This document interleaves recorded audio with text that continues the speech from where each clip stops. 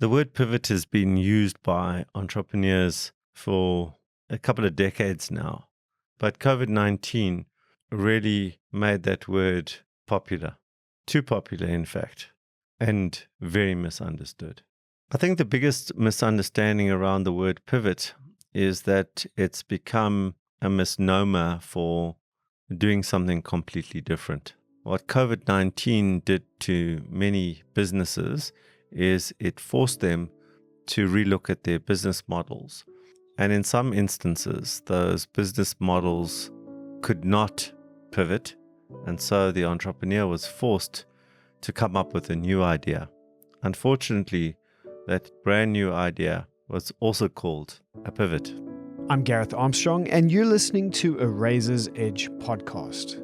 This series is all about learning from the lessons of others, more specifically, learning from the successes and failures that Alon Reyes, CEO of Race Corp, has experienced over the last 20 years. In our previous episode, we looked at the lesson titled Insufficient Financial Runway and how this can occur in our businesses, even in, or possibly especially in, those where our Excel documents are filled with amazing growth numbers and look brilliant. If your Excel document looks this way, please take a listen to that episode. In this episode, we're looking carefully at pivoting, what it is and what it isn't. But more important than defining it, we delve into how a misunderstanding of pivoting can in fact mean we don't really understand our businesses or even competitive advantage the way we might think we do. Let's rejoin Alon as we start off with some defining and then begin the journey deeper. So before we even start this podcast, I want us to agree what these different words mean so that it's clearer when I talk about pivoting and how to pivot, that we are speaking about the same thing. I think it's important to start with the word iteration and what iteration means. Iteration effectively means this slight but constant improvement on your product or service over time. It's about finessing bugs. It's about adapting the product to new contexts.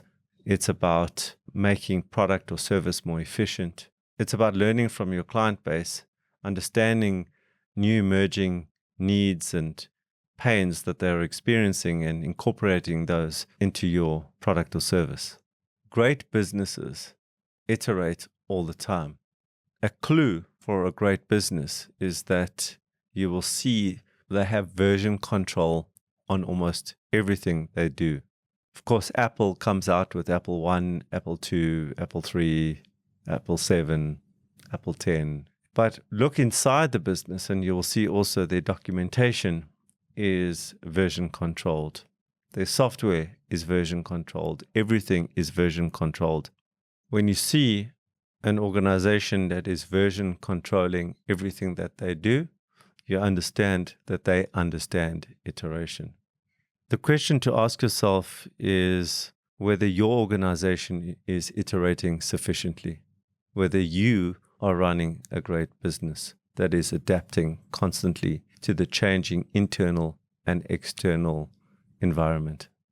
I want to jump to the other extreme, which is complete change. A complete change would be an organization that realizes that either its market no longer exists, or your technology has become superfluous, or there is an incapability within your organization to deliver that product or service any longer. An example of that would be where you are delivering a service or even a product and there is a role within that organization that is a critical role and that person now leaves. And there is an inability for you to find somebody else to do that particular thing. So now you cannot deliver that service, or if they are contributing to your product, you cannot deliver that product anymore. And as obscure as that example sounds, I see that a lot with small businesses. One day somebody resigns and they simply can't deliver on that product or service anymore. Game over. So they find something else and then label it as pivot. But in my experience, most complete changes do have some degree of pivot in them. The famous example of Nokia that is widely taught in MBAs across the globe about Nokia being a forestry business, becoming a telecommunications business. If you think about it, many of the resources that were used in the forestry business were repurposed for the telecommunications business. The finance department was still there. The brand was still there. The marketing department was still there. It was a complete change in product, but not a complete change in terms of the structure that delivered the product, which is a good segue into the concept of pivot. So, based on what we've just heard, are you currently iterating, or are you and your team about to push the go button on a complete change? You may not feel that either of these extremes are what you are currently experiencing. Let's follow Alon a little further down the rabbit hole and see if you can identify with what he shares next. So I want to now talk about the concept of pivot and agree that there are two types of pivot. There is a strategic pivot and a non-strategic pivot. And I think we need to go back to the concept of strategy and take a detour into a mistake that many entrepreneurs make, which is to go away in December during their break, read a couple of books, re-energize, come back with a brand new strategy for their business and start sending their businesses in a completely different direction every year, zigzagging and making their team exhausted trying to catch up with a brand new strategy. I am of the view that organizations that course correct their strategy on a monthly basis, if required, those businesses, those organizations perform far better than the ones that zigzag with new strategy on an annual basis. Coming back to the concept of strategic pivot versus non-strategic pivot, for me, the most effective way to strategically pivot is to ensure that wherever you are moving still includes your core competencies. I've spoken in previous podcasts in other series about the concept of core competencies and why they are so important in the concept of strategic pivoting. There is the opportunity to leverage the competitive edge or edges that the company has created in the past within the context of a new product or a new market or a new service or the new channel. That is the pivot, and it is strategic when it remains using your prior developed core competencies. The second type of strategic pivot is where there is less emphasis on the core competencies, but there is a focus on the client base or channel to market. This means effectively that I'm selling something new to the same market.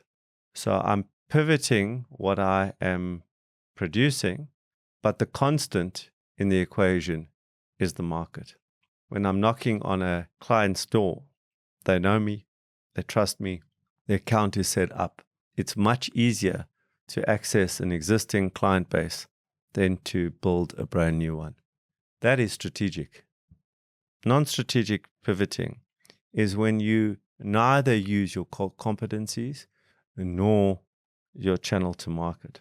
So what can you use to make it a pivot and not a restart? And coming back to the Nokia example, when I spoke about the use of the marketing department, the use of the accounts department, we call that the componentry of the business. When you are using componentry of your business, you're reusing or repurposing the functions, the existing functions within your business. That, to me, is non-strategic pivoting.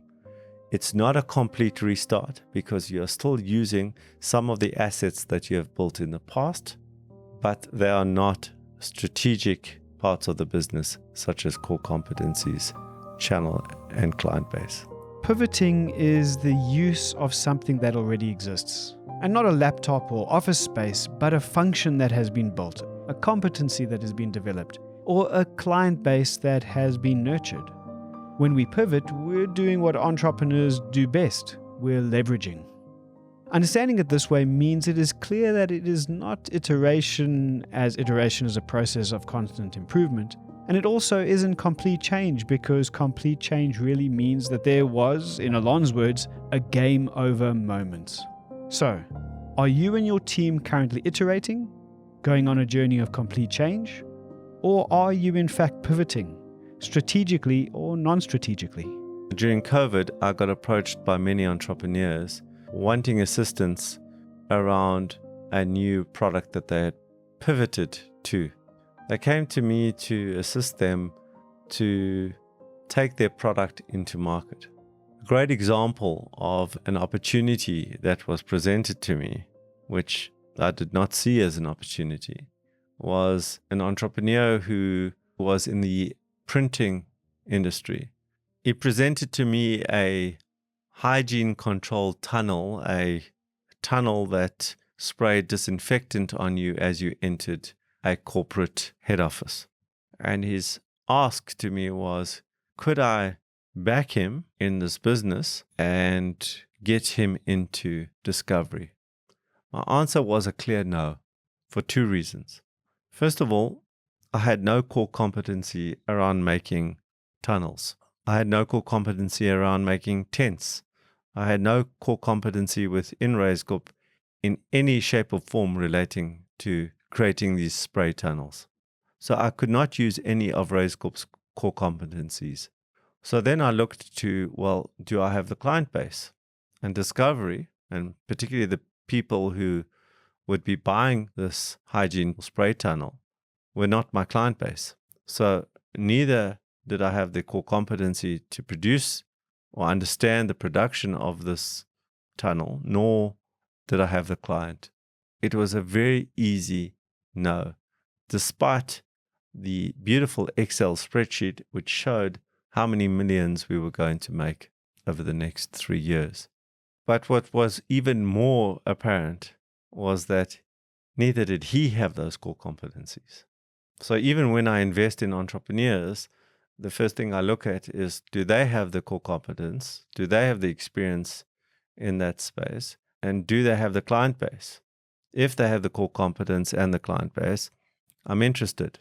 If they have one of the two, I'm slightly less interested. And if they have neither, I'm not interested at all. So this approach was a non-starter for me. It was not strategic. It was opportunistic, or perceptually opportunistic. Somebody had seen somebody else doing something and thought, that's a nice idea. I think I can do it. Underline the words, I think. If I had undertaken the project of the spray tunnel, it would have been closer to a complete change than even a non-strategic pivot. And a complete change is something many entrepreneurs, most entrepreneurs in fact, completely underestimate in terms of the time, effort, money, and pain that it takes in order to effectively start another business again. If they label this complete change a pivot, somehow they convince themselves it might be easier, and it's not. Let's summarize what we've heard so far. The term pivoting is often used too loosely and has included iteration on the one extreme and complete change on the other. Strategic pivoting is the use or leverage of existing core competencies, channels, or clients. Non-strategic pivoting is the use of the componentry of your business, the functions you've built over time. Now that we have clarity around whether or not we are pivoting in our businesses, let's hear what Alon's thoughts are on how to pivot. I think it's important for entrepreneurs to pause before they pivot. A big impetus for pivoting is perceived friction in the market. The academic literature is filled with stories of people who persisted through tens, hundreds, and even thousands of rejection letters and meetings.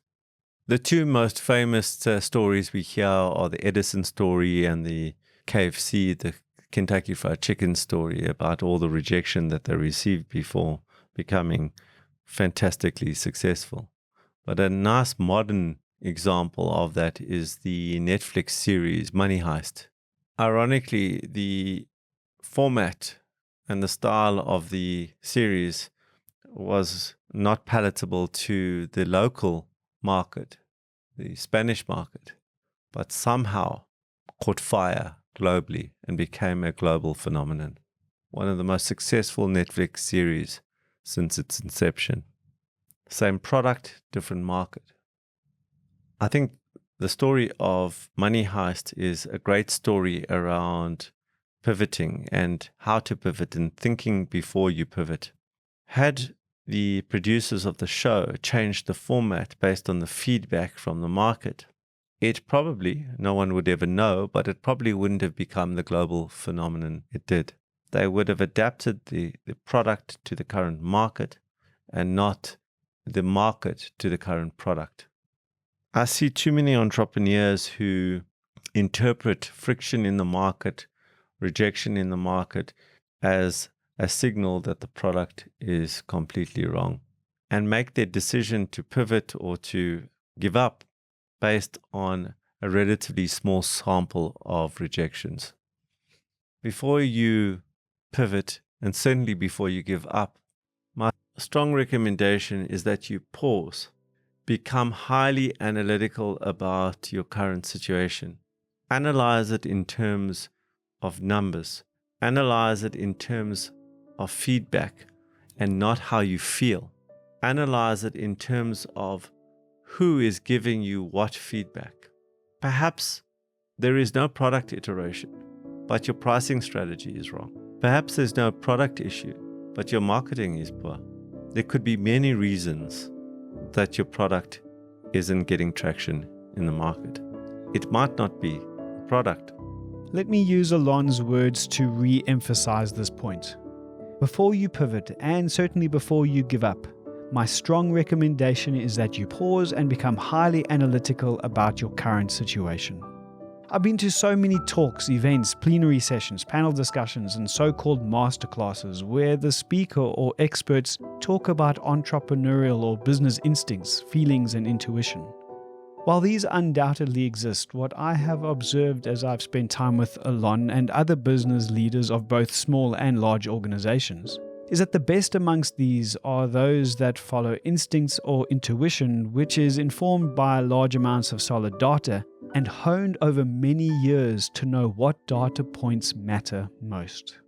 So, before you follow that feeling or instinct to pivot, ask yourself, how analytical have I been up to this point?